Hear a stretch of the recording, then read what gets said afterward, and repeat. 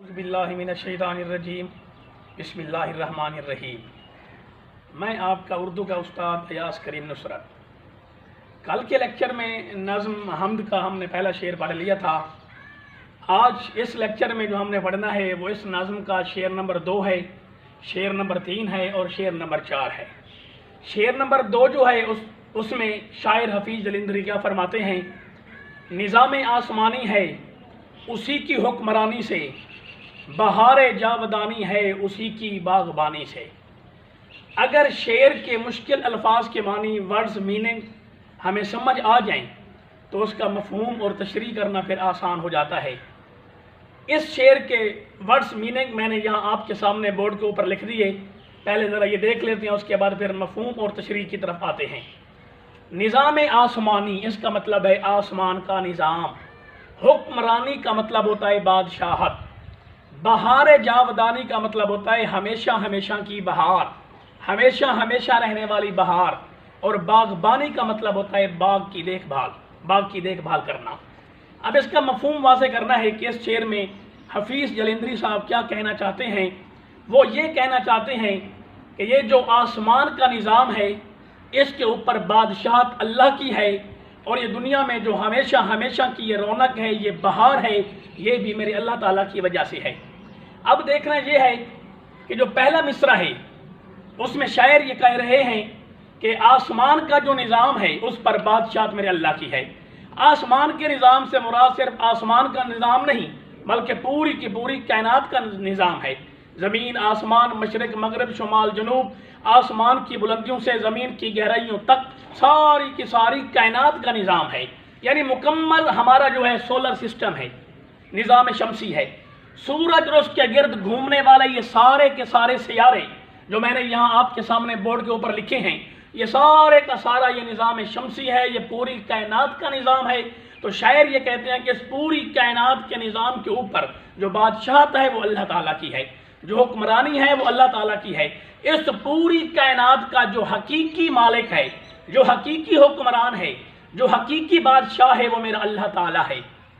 क्योंकि इस बात को अल्लाह ताला ने अपनी लारैब और बेऐब किताब में इस तरह बयान किया है कि इनिल हुक्मु इल्ला लिल्लाह, कि हुकूमत सिर्फ अल्लाह की है, बादशाहत सिर्फ अल्लाह की है, उसके सिवा कोई बादशाह नहीं है, उसके सिवा कोई हुक्मरान नहीं है। हाँ, अगर अल्लाह चाहे थोड़े से खित्ता अर्ज़ का किसी को कुछ वक्त के लिए बादशाह मुकर्रर कर दे वो और बात है। जो हकीकी हुक्मरान है, जो हकीकी बादशाहत है वो अल्लाह ताला की है। अगर हम ज़रा देखें तो इस कायनात में रूए ज़मीन पर कितने हुक्मरान आए होंगे, कितने बादशाह आए होंगे, वो सिकंदर, वो दारा, इतने बड़े बड़े हुक्मरान, लेकिन आज वो कहाँ हैं, मर गए, मिट गए, उनके नाम और निशान ना रहे। तो ये सब बात की दलील है कि जो हकीकी हुक्मरान है, जो हकीकी बादशाह है वो मेरा अल्लाह है। वो उसको बका है, बाकी हर किसी को फना है। बाकी हर चीज़ जो है वो आर्जी है, वो फ़ानी है, वो गैर मुस्तकिल है। कोई भी इस कायनात का हकीकी बादशाह हो सकता नहीं सिवाय मेरे अल्लाह के। इस बात को मौलाना ज़फ़र अली खान ने बड़े खूबसूरत अंदाज में बयान किया है। कहते हैं, बनाए अपनी हिकमत से ज़मीन व आसमां तूने, दिखाए अपनी कुदरत के हमें क्या क्या निशान तूने। मुख्तलिफ शुअरा ने इस बात को अपने अपने अंदाज में बयान किया है। एक और शायर ये फरमाते हैं कि रंग तेरा चमन में, बू तेरी खूब देखा तो बागबां तू है। तो शायर ये कहना चाहते हैं कि इस पूरी कायनात के ऊपर जो हकीकी बादशाहत है वो मेरे अल्लाह की है, और ये दुनिया में जो हमेशा हमेशा की ये रौनक है, ये चहल पहल है, ये गहमा गहमी है, ये भी सिर्फ मेरे अल्लाह ताला के दम कदम से है। क्योंकि जो बाग है उसकी खूबसूरती का इन्हसार माली की मेहनत पर होता है। अगर माली मेहनती है, अगर माली वर्कर है, अगर वो अपने बाग की केयर बड़े अच्छे तरीके से करता है तो उसका बाग सरसब्ज और शादाब होता है।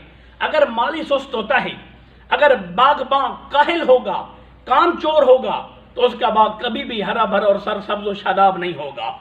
अब इस पूरी की पूरी दुनिया को, पूरी की पूरी कायनात को शायर, इस पूरी की पूरी कायनात को शायर जो है वो एक बाग कह रहा है, और अल्लाह ताला को इसका बागबां कह रहा है। अब जरा आप ख्याल करें कि एक ऐसा बाग जिसकी रखवाली मेरे अल्लाह कर रहे हों, ऐसा बाग जिसकी बागबानी मेरे अल्लाह कर रहे हों, तो वो बाग कैसा होगा। اسی لیے دیکھیں ہر طرف رونق ہے، چہل پہل ہے، گہما گہمی ہے، آسمان سجے ہوئے ہیں، زمینیں سجی ہوئی ہیں، ہر طرف دیکھیں رونقیں ہی رونقیں نظر آ رہی ہیں، کیونکہ اس باغ کی دیکھ بھال کرنے والا میرا اللہ جو ہے، اسی لیے اس میں ہمیشہ ہمیشہ کی بہار ہے، ہمیشہ ہمیشہ کی رونق ہے، ہمیشہ ہمیشہ کی گہما گہمی ہے۔ یہ پورا شعر ہم نے کر لیا کہ اس پوری کی پوری کائنات کا جو نظام ہے اس کے اوپر بادشاہت اللہ کی ہے، اور یہ دنیا میں جو ہمیشہ ہمیشہ رہنے والی بہار ہے یہ بھی میرے اللہ تعالیٰ کی وجہ سے ہے، کیونکہ اس پورے کے پورے باغ کا جو باغبان ہے، جو دیکھ بھال کرنے والا ہے وہ میرا اللہ ہے۔ کسی شاعر نے کیا خوب کہا ہے کہ فانوس بن کے جس کی حفاظت ہوا کرے، وہ شمع کیا بجھے جسے روشن خدا کرے۔ اب ہم نے اپنے نیکسٹ شعر کی طرف آنا ہے۔ شعر نمبر جو 3 ہے ہمارا، اس میں شاعر فرماتے ہیں کہ زمین پر جلوہ آرا ہیں مظاہر اس کی قدرت کے، بچھائے ہیں اسی داتا نے دسترخوان نعمت کے۔ مشکل الفاظ کے معنی میں نے آپ کے سامنے لکھ دیے۔ جلوہ آرا کا مطلب ہوتا ہے ظاہر ہونا، نظر آنا، موجود ہونا۔ قدرت کا مطلب ہوتا ہے طاقت، داتا کا مطلب ہوتا ہے دینے والا، اور نعمت کا مطلب ہوتا ہے انعام۔ حفیظ جلندری صاحب اس شعر میں فرماتے ہیں کہ زمین پر ہر طرف اللہ تعالیٰ کی قدرت کے جلوے نظر آ رہے ہیں، اور اس دینے والے رب نے اپنی نعمت کے دسترخوان بچھا دیے ہیں۔ اس کی مخلوق اس کا دیا ہوا رزق کھا رہی ہے، پی رہی ہے، جی رہی ہے۔ ہم کائنات میں جس طرف دیکھیں اللہ تعالیٰ کی بنائی ہوئی چیزیں دکھائی دیتی ہیں۔ جب انسان کسی چیز کو دیکھتا ہے تو ضرور اس کے بنانے والے کا خیال بھی اس کے ذہن میں آتا ہے۔ ہم آسمان کو دیکھتے ہیں کہ بغیر ستون کے کھڑے کر دیا اللہ تعالیٰ نے یہ آسمان، تو اللہ تعالیٰ کی شان کی جھلک دکھائی دیتی ہے۔ ہم سورج کو دیکھتے ہیں، ہم چاند کو دیکھتے ہیں، ہم ستاروں کو دیکھتے ہیں، ہم انسانوں کو دیکھتے ہیں، ہم جانوروں کو دیکھتے ہیں، ہم پرندوں اور چرندوں کو دیکھتے ہیں، ہم کائنات کے سبزے درختوں اور پودوں کو دیکھتے ہیں، پھلوں اور پھولوں کو دیکھتے ہیں۔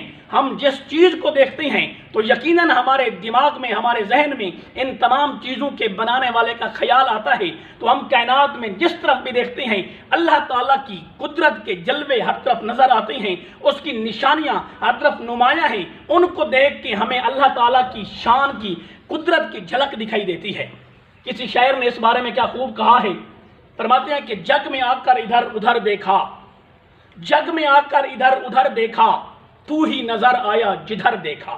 اب کائنات میں جس طرف ہم دیکھتے ہیں اللہ تعالیٰ کی بنائی ہوئی ساری کی ساری چیزیں، اس کی بنائی ہوئی ساری کی ساری مخلوقات ہر طرف نظر آتی ہیں، تو یقیناً ہمارے دماغ میں بنانے والے کی قدرت، اس کی طاقت، اس کی کاریگری، اس کی حکمت کی جو ہے نا نشانیاں جو ہے وہ ہر طرف نظر جو آتی ہیں، تو یقیناً اس کی قدرت جو ہے ہمیں ہر طرف نظر آتی ہے۔ اور دوسرے مصرے میں شاعر یہ فرماتے ہیں کہ اس دینے والے اللہ نے اپنی نعمت کے دسترخوان بچھا دیے ہیں، اس کی مخلوق اس کا دیا ہوا رزق استعمال کر رہی ہے، کھا رہی ہے، پی رہی ہے، جی رہی ہے۔